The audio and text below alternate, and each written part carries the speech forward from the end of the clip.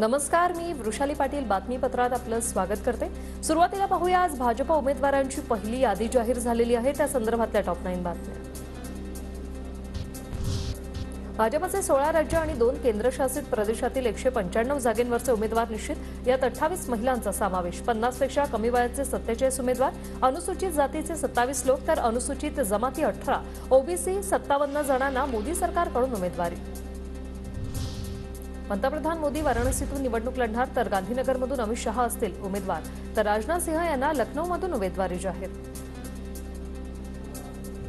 195 उमेदवारांच्या पहिल्या यादीत उत्तर प्रदेशमधून 51, पश्चिम बंगाल 26, मध्य प्रदेशचे 24, गुजरातचे 15, राजस्थानमधून 15, केरळचे 12, तेलंगणाचे 9, आसामचे 11, झारखंड आणि छत्तीसगडचे प्रत्येकी 11, दिल्लीचे 5, जम्मू काश्मीरचे 2, अरुणाचल प्रदेशमधून 2, गोव्याचे 1, त्रिपुरातून 1, अंदमान निकोबारमधून 1 अशा 195 उमेदवारांची नावे जाहीर।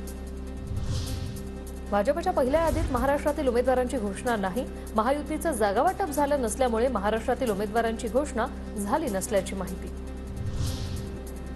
भाजपच्या यादीत 2 माजी मुख्यमंत्री, मध्य प्रदेशातल्या विदिशातून शिवराजसिंह चौहान आणि गोव्यातून श्रीपाद नाईक तर कोटा येथून लोकसभा अध्यक्ष ओम बिर्ला यांना उमेदवारी।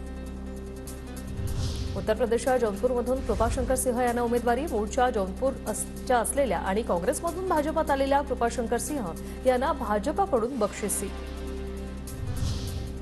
अरुणाचल प्रदेशमधून किरण रिजिजू यांना उमेदवारी जाहीर, तर छत्तीसगडमधील कोरबामधून सरोज पांडे यांचं नाव समोर। नवी दिल्लीतून बांसुरी स्वराज, उत्तर पूर्व दिल्लीतून मनोज तिवारी, दक्षिण दिल्लीमधून रामवीर विधुडी आणि पश्चिमी दिल्लीमधून कमलजीत शेहरावत यांना उमेदवारी जाहीर। गोरखपूरमधून रवी किसन, अमेठीमधून पुन्हा एकदा स्मृती इराणी यांचं नाव तर मथुरातून हेमा मालिनी यांच्या नावाची घोषणा।